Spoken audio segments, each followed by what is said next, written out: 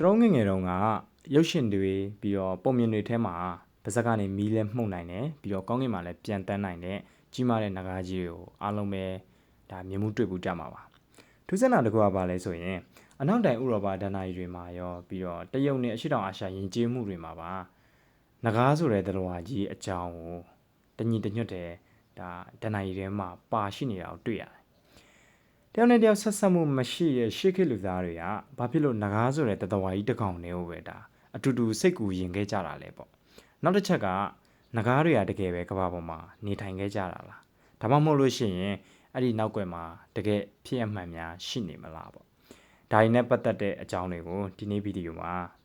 အတူတူရှာဖွေလေ့လာကြည့်လိုက်အောင်ပထမဆုံးတစ်ချက်ကတော့ဒီမြေကြီးတွေကနေထွက်လာတဲ့နဂါးရိုးတွေအခုခေတ်မှာဆိုလို့ရှိရင်တော့ကျွန်တော်တို့ကဒီအယိုးတွေကိုဒိုင်နိုဆောတွေရဲ့ရုပ်ကျွင်းဆိုပြီးတော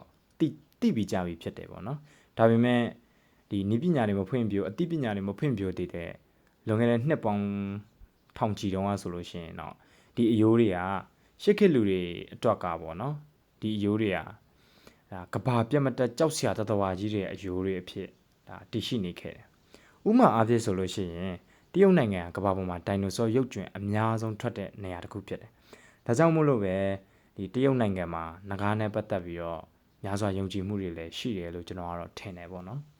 နောက်ပြီးတော့လွန်ခဲ့တဲ့နှစ်ပေါင်း1600ကျော်လောက်ကဆိုလို့ရှိရင်တရုတ်ကျန်းစာတွေမှာတော့မှဒီစီချွမ်ပြည်နယ်ထဲမှာနဂါးရိုးတွေ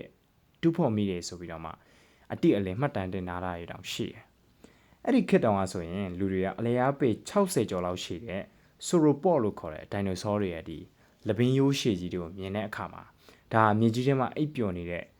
နဂါးတွေရဲ့အယိုးပဲဆိုပြီးတော့မှဒါတတိချယုံကြည်ခဲ့ကြတာကြီးလည်းရှိတယ်။အဲ့ဒါတွေမကသေးဘူး။ဥရောပဘက်မှာဆိုလို့ရှိရင်လည်းနှမောင်းအပေါက်ကြီးတွေပါတယ်ရှေ့အောင်ဆင်ဥကောင်းတွေကိုတူးဖော်မိတဲ့အခါမှာဒါမျက်လုံးတစ်လုံးနဲ့ရှိရဲ့ဘလူးကြီးတွေဒါမှမဟုတ်လို့ရှိရင်လည်းနဂါးကြီးတွေရဲ့ခေါင်းကွန်ဆိုပြီးတော့မှဒါပြောစမှတ်ပြုတ်ကြတယ်ပေါ့နော်။ဒုတိယတစ်ချက်ကကြတော့တခါမှမမြင်ဘူးတဲ့ဒီတသဝါကြီးတွေကိုလူတွေကပုံကြီးချက်ပြောဆိုရာကနေပြီးတော့ဒါနဂါးတွေဖြစ်လာတယ်ဆိုပြီးတော့ဒါသိပ္ပံပညာရှင်တွေကထောက်ပြကြတယ်ရှစ်ခေတ်ကခီးသွားတွေကုံတယ်တွေကဒီဝေးလံတဲ့ကျွန်းစုတွေနေရာအသစ်တွေစီကိုရောက်တဲ့အခါမှာထူးဆန်းတဲ့တသဝါတွေကိုမြင်ခဲ့တယ်အထင်ရှားဆုံးကဘာလဲဆိုရင်အင်ဒိုနီးရှားနိုင်ငံကကိုမိုရိုနဂါးကြီးသူတို့ကအလျားပေ10ပေလောက်ထိကြီးမားပြီးတော့သူတို့အမဲလိုက်တဲ့အချိန်မှာလည်းတရွေးတွေကနေပြီးတော့အစိတ်တောက်တွေနဲ့ကိုက်တက်တဲ့အလေးအထသူတို့မှရှိတယ်အဲ့ဒီကြောက်စရာကောင်းတဲ့ဒါတသဝါကြီးတွေပေါ့နော်အဲ့လိုကြောက်စရာကောင်းတဲ့တသဝါကြီးတွေပေါ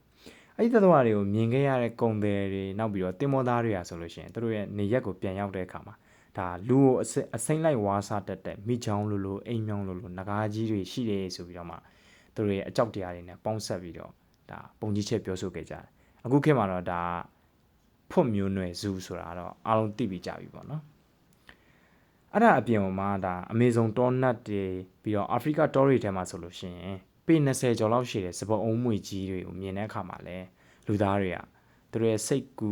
စိတ်ကူရင်တွေထဲကနေပြီးတော့အတောင်ပံလေးတွေပြီးတော့အမောက်လေးတွေတက်ပေးလိုက်တယ်အဲ့လိုတက်ပေးပြီးတော့မှဒါနဂါးမင်းနဲ့အဖြစ်ဒါသမိုင်းတွင်စေခဲ့တယ်ပေါ့နော်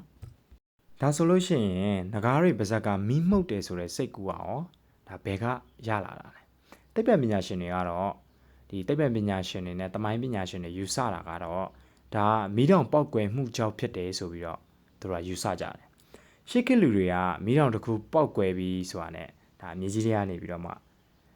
မီးခိုးတွေပြီးတော့ချော်ရည်အနီရောင်တွေစီးဆင်းလာတာကိုသူတို့ကမြင်တဲ့အခါမှာသူတို့အတွက်အရန်အောင်မှထူဆန်းနေတယ်ပေါ့နော်အဲ့ဒါကြောင့်မို့လို့ပဲဒီမြေအောက်ထဲကနေပြီးတော့အလွန်ကြီးမားတဲ့နဂါးကြီးတစ်ကောင်ကပုံအောင်နေပြီးတော့မှသူဒေါ်လာထွက်တယ်ဒေါ်လာထွက်တဲ့အချိန်မှာဒီနဂါးကြီးပါဇက်ကနေပြီးတော့မီးတွေမှုတ်ထုတ်လိုက်တယ်ဖြစ်နိုင်တယ်ဆိုပြီးတော့မှ